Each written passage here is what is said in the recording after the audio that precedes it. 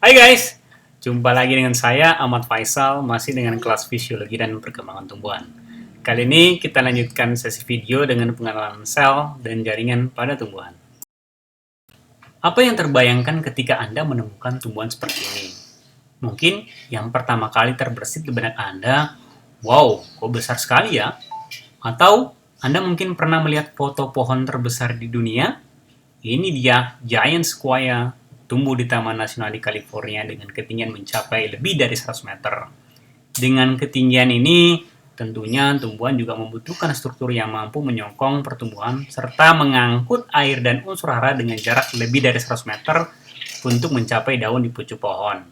Perhatikan juga ada lubang tepat di tengah batang pohon tersebut. Lubang itu dapat dilewati oleh kereta kuda. Bayangkan betapa besar keliling dari batang pohon tersebut. Kenapa kemudian tumbuhan bisa memiliki struktur seperti ini? Tentunya karena tumbuhan memiliki sistem sel dan jaringan yang spesial. Seperti halnya dengan hewan, tumbuhan memiliki organisasi biologi yang serupa, meliputi sel, jaringan, organ, sistem organ, dan akhirnya membentuk individu. Seperti kita ketahui juga, jaringan terbentuk dari kumpulan sel yang sama yang kemudian membentuk fungsi tertentu. Namun, pada tumbuhan, definisinya hanya berlaku untuk jaringan sederhana. Selain jaringan sederhana, tumbuhan juga memiliki jaringan kompleks yang terdiri dari beberapa jenis sel dan kemudian membentuk fungsi yang sama. Semua jenis sel dan jaringan pada tumbuhan berasal dari cikal bakal yang sama, yaitu jaringan meristem. Kalau hewan punya stem cell, nah meristem inilah yang berperan sebagai stem cell di tumbuhan. Jaringan meristem memiliki keistimewaan di mana sel-selnya memiliki kemampuan untuk terus membelah, yang selanjutnya menghasilkan berbagai macam jaringan penyusun organ pada tumbuhan. Jaringan meristem dapat ditemukan pada ujung pucuk atau kita kenal dengan shoot meristem maupun ujung akar atau kita kenal dengan root meristem. Diferensiasi jaringan meristem menghasilkan 3 jenis meristem primer, yaitu 1. Protoderm yang akan berdiferensiasi menghasilkan jaringan epidermis. Kemudian yang kedua ada ground meristem atau meristem dasar yang berdiferensiasi menghasilkan jaringan dasar atau jaringan pengisi. Yang ketiga, prokambium yang berdiferensiasi menghasilkan jaringan pembuluh. Mari kita bahas satu persatu ya. Jadi tadi dikatakan bahwa salah satu jenis meristem primer pada tumbuhan adalah protoderm. Protoderm ini berdiferensiasi menghasilkan jaringan epidermis. Epidermis merupakan struktur terluar dari organ tumbuhan dan berperan sebagai pelindung luar bagi tumbuhan. Selain itu, epidermis juga mengalami beberapa modifikasi struktural menghasilkan struktur lain. Contohnya adalah rambut. Pada akar, rambut akar atau root hairs berperan dalam menambah luas permukaan akar dan meningkatkan kemampuan menyerap air dan unsur hara.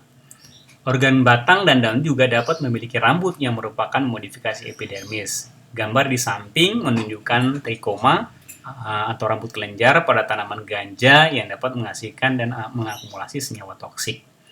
Pada tumbuhan lain, trikoma juga dapat berperan dalam melindungi tumbuhan dari intensitas cahaya matahari berlebih atau mempertahankan kelembaban di daun. Di daun, epidermis juga dapat mensekresikan senyawa lilin yang dikenal sebagai kutikula untuk melindungi tumbuhan dari penguapan berlebih. Modifikasi yang lain berupa sel-sel yang terspesialisasi menjadi sel penutup yang menghasilkan pori stomata. Sel penutup umumnya mengandung organel kloroplas. Stomata merupakan tempat pertukaran gas CO2 dan O2 pada tumbuhan.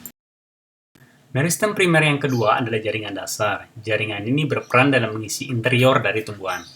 Meristem dasar terdiri dari 3 jaringan, yaitu parenkim, kolenkim, dan sklerenkim. Sel parenkim dan sel kolenkim merupakan sel hidup, sedangkan sel sklerenkim berfungsi pada kondisi tidak hidup atau pada kondisi mati. Secara umum, jaringan dasar berperan sebagai pengisi ruang antara jaringan epidermis dan jaringan pembuluh, sebagai lokasi fotosintesis seperti sel mesofil pada daun, penyimpanan cairan makanan, produksi hormon, toksin, pigmen, dan berbagai senyawa khas lainnya. Selain itu, jaringan kolenkim berperan sebagai penyokong tumbuhan herba, sedangkan sklerenkim berperan sebagai penyokong tumbuhan berkayu. Meristem primer yang ketiga adalah prokambium, yang akan berdiferensiasi menghasilkan jaringan pembuluh.